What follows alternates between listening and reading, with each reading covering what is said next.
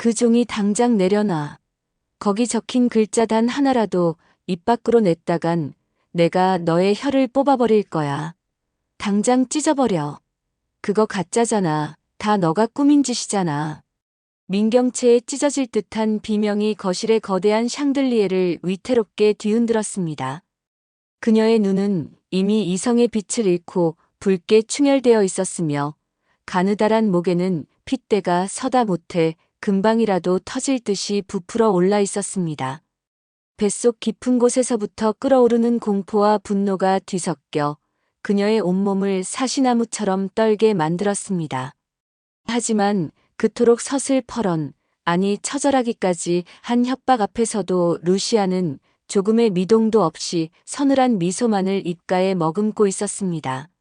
마치 덫에 걸린 사냥감이 마지막 숨을 몰아쉬며 발악하는 모습을 즐기는 최상위 포식자의 눈빛으로 루시아는 천천히, 아주 천천히 종이 한 장을 들어 올려 민경채의 코앞에서 흔들어 보였습니다. 종이가 공기를 가르며 스치는 사각하는 소리가 적막한 거실에서 마치 천둥 소리처럼 웅장하고 날카롭게 울려 퍼졌습니다. 민경채의 거친 숨소리가 거실을 가득 채우는 동안 루시아의 차분하고도 낮은 목소리가 날카로운 칼날처럼 공기를 갈랐습니다. 왜 이렇게 흥분해? 우아하고 고상한 척하던 민경채 사장답지 않게. 아니지. 이제 사장이라고 불러줄 날도 몇 분 안 남았나? 너가 그렇게나 목숨 걸고 숨기고 싶어 했던 진실이 고작 이 종이 쪼가리 한 장에 다 들어있는데 궁금하지 않아? 너가 뻔뻔하게 훔쳐간 내 인생, 그리고 너가 벌레 보듯 짓밟은 내 딸의 진짜 정체가 여기 적혀 있잖아. 민경채는 바들바들 떨리는 손으로 테이블 위에 묵직한 크리스털 잿더리를 집어들었습니다. 손바닥에 전해지는 차가운 감촉조차 느끼지 못할 만큼 그녀의 신경은 마비되어 있었습니다.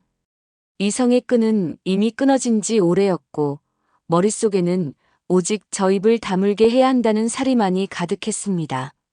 그녀가 잿더리를 머리 위로 치켜들고 루시아의 정수리를 향해 내리찍으려던 그 찰나 굳게 닫혀있던 현관문이 굉음과 함께 열리며 예상치 못한 인물들이 들이닥쳤습니다. 바로 민셀이었습니다. 그리고 그 뒤로 스텔라 장과 문태경이 서리빨 같은 표정으로 들어서고 있었습니다. 민경채는 들고 있던 잿더리를 바닥에 떨어뜨리며 믿을 수 없다는 듯 뒷걸음질 쳤습니다. 쨍그랑 크리스털이 산산조각나며 파편이 사방으로 튀었지만 민경채의 눈에는 오직 민세리밖에 보이지 않았습니다. 세리야, 너가 왜 저 사람들이랑 같이 들어와? 엄마가 말했잖아. 저 여자 말은 듣지도 말고 보지도 말라고. 저 여자는 우리 가정을 파탄 내러온 악마야. 얼른 이리 와. 엄마한테 와. 어서. 민경채가 다급하게 피가 통하지 않아 하얗게 질린 손을 뻗었지만 민세리의 눈빛은 그 어느 때보다 차갑고 건조했습니다. 마치 난생 처음 보는 낯선 사람, 아니 혐오스러운 오물을 보는 듯한 딸의 눈빛에 민경채의 심장이 쿵 하고 바닥으로 내려앉는 것만 같았습니다. 민세리는 천천히 그러나 망설임 없는 걸음으로 민경채 앞으로 걸어왔습니다. 민경채는 지푸라기라도 잡는 심정으로 딸의 손을 덥석 잡으려 했지만 민세리는 거칠게 그 손을 쳐냈습니다. 짝 하는 날카로운 마찰음이 거실을 울렸고 그것은 민경채의 뺨을 때린 것보다 더 아프게 가슴을 후벼 팠습니다. 민경채는 자신의 천해진 손을 멍하니 바라보았습니다.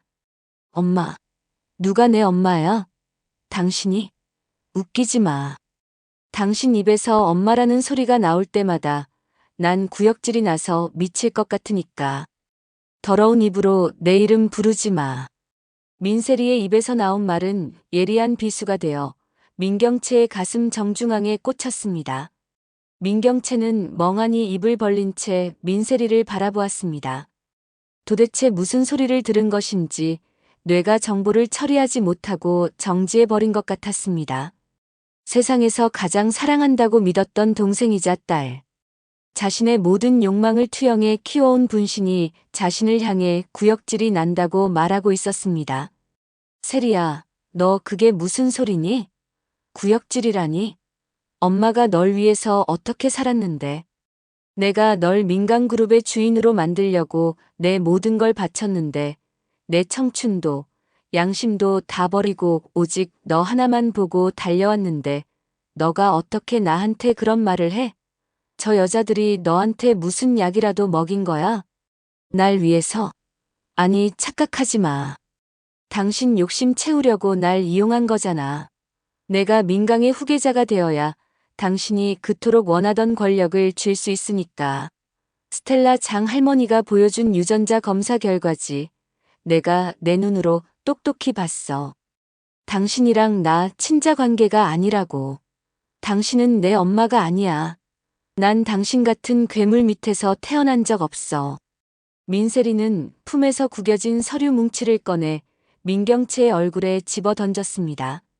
하얀 종이들이 눈보라처럼 흩날리며 민경채의 발밑으로 힘없이 떨어졌습니다. 민경채는 바닥에 떨어진 종이를 주울 생각조차 하지 못하고 덜덜 떨며 루시아를 노려보았습니다. 그녀의 시선은 공포를 넘어선 광기를 담고 있었습니다. 루시아는 여전히 팔짱을 낀 채 그 비극적인 모녀의 갈등을, 아니 파국을 관조하고 있었습니다. 루시아, 너가 우리 세리한테 무슨 짓을 한 거야? 가짜 서류라도 만든 거야? 돈으로 매수한 거야? 우리 세리를 세뇌라도 시킨 거냐고. 너가 감히 내 딸을 뺏어가. 죽여버릴 거야. 민경채가 짐승 같은 괴성을 지르며 루시아에게 달려들려 하자 문태경이 묵직한 걸음으로 앞을 가로막았습니다. 태산처럼 버티고 선 문태경의 단단한 어깨 너머로 루시아가 천천히 입을 열었습니다. 그녀의 목소리에는 일말의 동정도 담겨 있지 않았습니다. 가짜. 민경채, 넌 평생을 가짜로 살아왔으니 세상 모든 게 다 가짜로 보이겠지. 거짓으로 쌓아 올린 성 안에서 왕 노릇을 하다 보니 현실 감각이 마비된 모양인데, 하지만 어쩌니? 과학은 거짓말을 안 해. 세리는 당신 딸이 아니야. 20년 전 그날 산부인과에서 너가 낳은 아이는 태어나자마자 죽기 직전이었어. 그리고 그 빈자리를 채운 게 바로 내 핏줄, 내가 낳은 내 딸 세리였고. 루시아의 폭탄 선언에 민경채는 숨이 턱 막혔습니다. 폐 속의 공기가 모조리 빠져나가는 듯한 고통이 밀려왔습니다. 그녀는 본능적으로 거실 구석에서 몸을 숨기듯 웅크리고 있던 공 실장을 찾아 고개를 돌렸습니다. 자신의 그림자처럼 평생을 붙어다니며 온갖 더러운 일을 도맡아 했던 공 실장. 그녀라면 진실을 알고 있을 것이었습니다. 공 실장은 사시나무 떨듯 떨며 고개를 바닥에 처박고 있었습니다. 민경채는 비틀거리는 걸음으로 공 실장에게 다가가 그녀의 어깨를 거칠게 움켜쥐고 흔들었습니다. 공 실장, 아니라고 말해. 어서 아니라고 말해. 저 미친 여자가 헛소리하는 거라고 당장 말하란 말이야. 내가 낳은 딸이 아니라니, 그게 무슨 개소리야. 당신이 그때 내 아이 무사히 받아냈다며. 탯줄도 당신 손으로 잘랐다며. 건강하게 잘 컸다고 했잖아. 공 실장은 민경채의 손길에 비명을 지르며 바닥에 납작 엎드렸습니다. 그녀의 입에서는 짐승의 울음소리 같은 흐느낌이 터져 나왔습니다. 죄책감과 공포로 뒤범벅된 그녀의 얼굴은 눈물과 콧물로 엉망이 되어 있었습니다. 죽을 죄를 졌습니다, 아가씨. 그때 아기 집에서 나온 아가는 이미 숨이 넘어가기 직전이었어요. 아가씨가 그걸 아시면 아이를 잃은 슬픔에 잘못되실까봐 제가 마침 응급차에 있던 미혼모의 아이랑 바꿨습니다. 용서해주세요. 뭐? 미혼모의 아이? 죽어가는 내 딸 대신 남의 자식을 데려왔다고? 그 미혼모가 누군데? 설마. 민경채의 시선이 다시 루시아에게로 향했습니다. 루시아의 눈가에 맺힌 눈물은 슬픔이 아닌 사무친 원한과 분노로 이글거리고 있었습니다. 20년이라는 긴 세월 동안 가슴속에 묻어두었던 썩어 문드러진 상처를 헤집어 꺼내는 루시아의 목소리가 떨려왔습니다. 그래. 그 미혼모가 바로 나야. 너가 가난하다고, 백 없다고 벌레 보듯 무시하고 짓밟았던 내가, 너가 훔쳐간 아이의 진짜 엄마라고. 내 딸을 훔쳐다가 너의 욕망의 도구로 키운 것도 모자라. 친엄마인 나를 멸시하게 만들어. 너가 짐승이 아니고서야 어떻게 이럴 수가 있어. 내 딸이 나를 보고 경멸하는 눈빛을 보낼 때 내 가슴이 얼마나 찢어졌는지 너가 알아. 민경채는 다리에 힘이 풀려 그 자리에 주저앉고 말았습니다. 바닥의 냉기가 엉덩이를 타고 척추까지 기어올랐지만 그보다 더 차가운 공포가 그녀를 잠식했습니다. 하지만 이것은 시작에 불과했습니다. 이 끔찍한 진실의 퍼즐을 완성하는 민경채라는 인간의 근본 자체를 뒤흔들 마지막 조각이 아직 남아 있었습니다. 스텔라 장이 입을 열었습니다. 그녀의 목소리는 노여움으로 가득 차 거실을 쩌렁쩌렁 울렸습니다. 더러운 것들. 감히 천한 것들이 작당을 해서 나를 능욕해? 게다가 민두식 회장의 핏줄도 아닌 것이 감히 민강 유통의 주인 행세를 하며 떵떵거려. 그리고 공 실장, 너 인연. 40년 전 일도 더러운 입으로 실토해. 어디서 감히 내 눈을 속이려 들어. 너가 저지른 그 천인공노할 짓거리를 너의 딸년 앞에서도 떳떳하게 말할 수 있겠어. 스텔라 장의 호통에 공 실장은 거의 실신할 지경이 되어 바닥을 기었습니다. 민경채는 멍한 눈으로 스텔라 장과 공 실장을 번갈아 보았습니다. 40년 전이라니? 그게 무슨 소리인가? 알 수 없는 불안감이 목을 조여왔습니다. 루시아가 민경채의 귓가에 다가가 나지막이 하지만 또렷하게 속삭였습니다. 그것은 악마의 속삭임보다 더 잔혹한 진실의 선고였습니다. 경채야, 아직도 모르겠어? 머리 회전 빠르다고 자부하던 너가 왜 이렇게 둔해? 너가 왜 그렇게 공 실장을 함부로 대하면서도 묘하게 의지했는지. 그리고 공 실장이 왜 자기 인생도 없이 너의 악행을 그림자처럼 따라다니며 다 처리해줬는지. 단순히 월급 받는 사람이라서. 아니면 충심 때문에. 닥쳐. 닥치란 말이야. 더 이상 아무 말도 듣고 싶지 않아. 민경채가 귀를 틀어막으며 고개를 저었지만 루시아는 그녀의 손목을 낚아채며 강제로 떼어냈습니다. 아니, 똑똑히 들어. 20년 전에는 너의 딸이 바뀌었지만 40년 전에는 너가 바뀌었어. 민두식 회장의 진짜 딸은 태어나자마자 사라졌어. 그리고 그 빈자리를 차지한 게 바로 식모였던 공 실장의 딸, 바로 너 민경채야. 거실은 순간 진공 상태가 된 듯 숨막히는 정적에 휩싸였습니다. 시계 초침 소리조차 들리지 않는 완벽한 침묵. 민경채는 자신의 귀를 의심했습니다. 뇌세포 하나하나가 그 정보를 거부하며 비명을 질렀습니다. 내가 민간그룹의 핏줄이 아니라고. 저 천한 식모, 내가 부리던 공 실장의 딸이라고. 내 몸에 흐르는 피가 고귀한 로열 패밀리의 피가 아니라 내가 그토록 경멸하던 아래 것들의 피라고. 거짓말이야. 내가 왜 저런 여자의 딸이야. 난 고귀한 민강의 장녀야.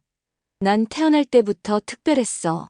내가 그동안 누려온 모든 게 내 것이 아니라고. 말도 안 돼. 그때 현관 쪽에서 느릿하고 거만한 박수 소리가 들려왔습니다. 짝짝짝. 그 소리는 마치 민경채의 몰락을 축하하는 장송곡처럼 들렸습니다. 박수 소리의 주인공은 김선재였습니다. 그는 한 손에 서류 가방을 들고 비열한 웃음을 흘리며 유유히 들어왔습니다. 자신의 모든 것을 바쳐 결혼을 약속했던 남자 김선재. 아이고, 우리 사장님. 아니, 공 실장님 따님이라고 불러야 하나? 아직도 꿈속에 사시네. 상황 파악이 그렇게 안 됩니까? 그때 그 유전자 검사. 제가 손 좀 봤죠. 공 실장님이 평생 모은 쌈짓돈 챙겨주면서 울며불며 부탁하길래 조작된 결과지로 바꿔치기에 드렸거든요. 사장님은 평생을 사기극 속의 주연 배우로 사신 겁니다. 완벽하게 속으셨죠. 김선재 너 맞아. 너가 나한테 어떻게 이럴 수 있어. 우리 약혼했잖아. 결혼하기로 했잖아. 내가 민강을 다 가지면 너한테 절반을 주겠다고 했잖아. 우리 둘이서 이 세상을 다 가지기로 했잖아. 민경채가 김선재의 바짓가랑이를 잡고 늘어졌지만 김선재는 더러운 오물이 묻었다는 듯 혐오스러운 표정으로 발길질을 해 그녀를 떼어냈습니다. 민경채는 바닥을 구르며 비참하게 나뒹굴었습니다. 사랑, 결혼, 미쳤습니까? 내가 왜 신모딸이랑 결혼을 합니까? 당신이 민강의 핏줄이니까 그 배경 보고 붙어 있었던 거지. 주제 파악 좀 하세요. 그리고 더 재미있는 사실 하나 알려드려요? 여기 있는 셀이 민두식 회장 핏줄도 아니지만 내 핏줄도 아닙니다. 루시아 씨의 잃어버린 딸이자 민강과는 아무 상관없는 남이죠. 그런데도 당신은 핏줄 타령하며 저 아이를 학대하고 이용했지. 진짜 코미디가 따로 없다니까. 당신 인생 자체가 그냥 삼류 막장 드라마야. 모든 것이 와르르 무너져 내렸습니다. 민경채는 바닥을 뒹굴며 짐승처럼 울부짖었습니다. 자신의 고귀했던 정체성, 목숨보다 아꼈던 딸, 사랑했던 남자, 그리고 평생을 바쳐 지켜온 회사의 주인 자리까지.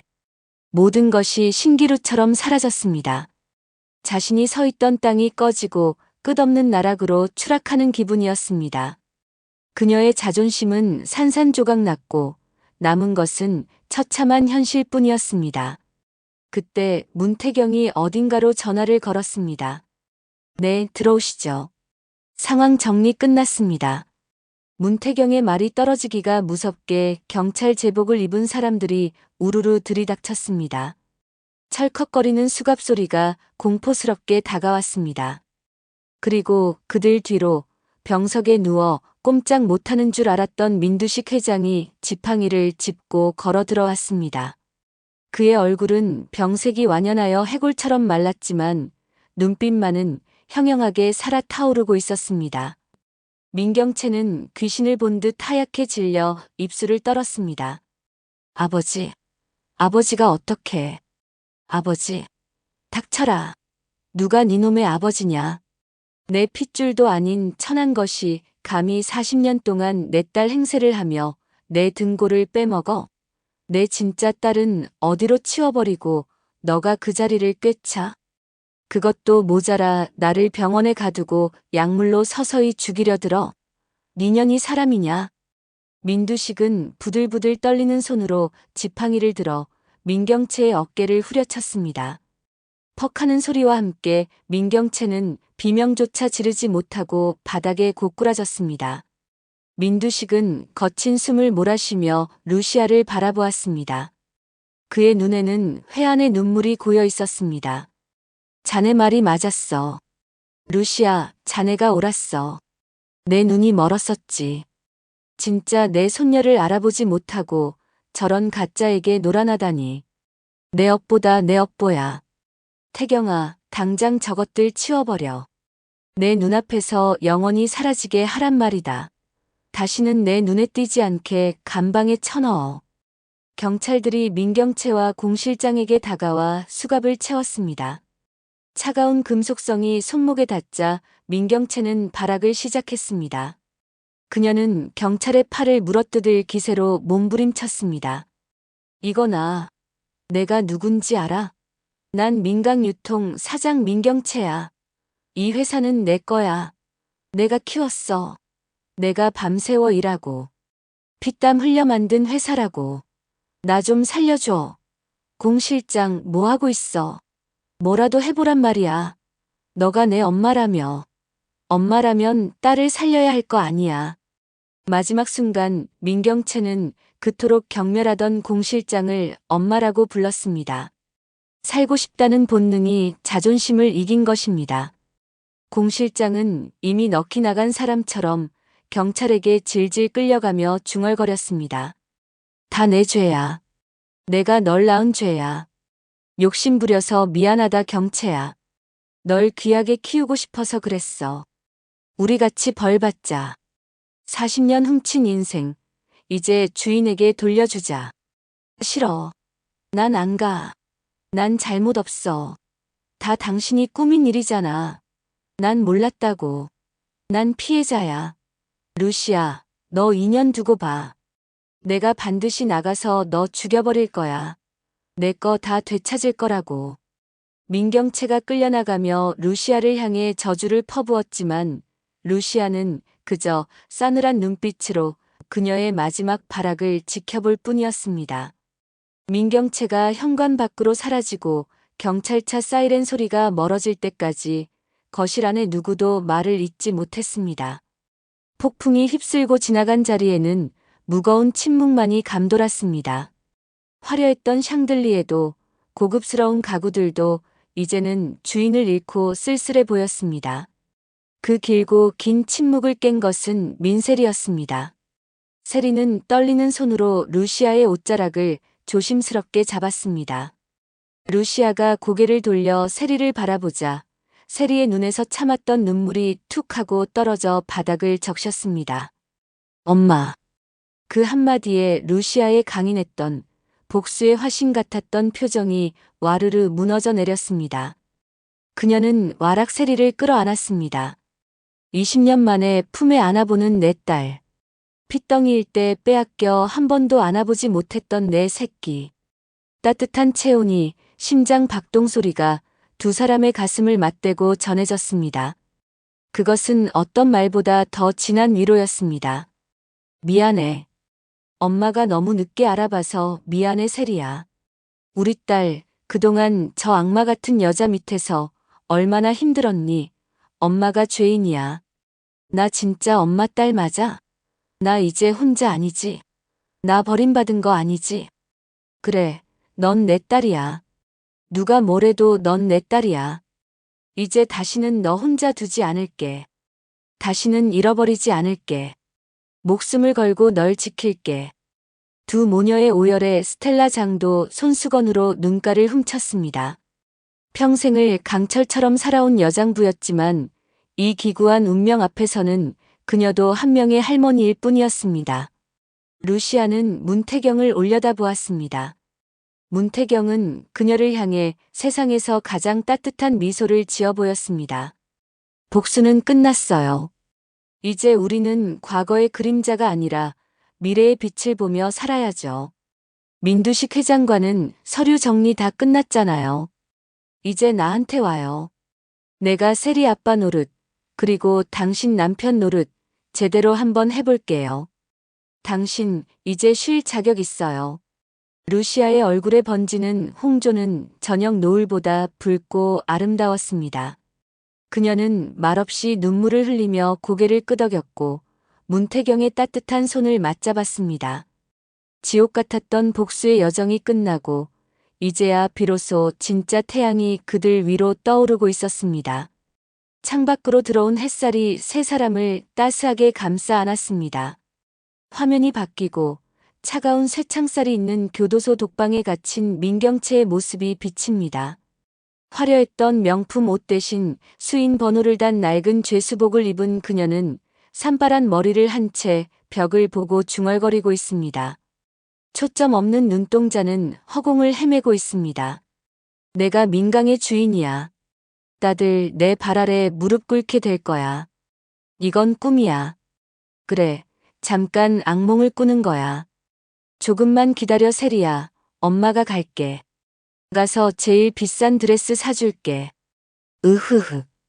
미쳐버린 민경채의 공허한 웃음소리가 차가운 감방 안에 메아리치고 그와 대조적으로 따뜻한 햇살 아래 벚꽃이 만개한 길을 함께 손을 잡고 걸어가는 루시아 문태경 그리고 민세리의 뒷모습이 오버랩됩니다.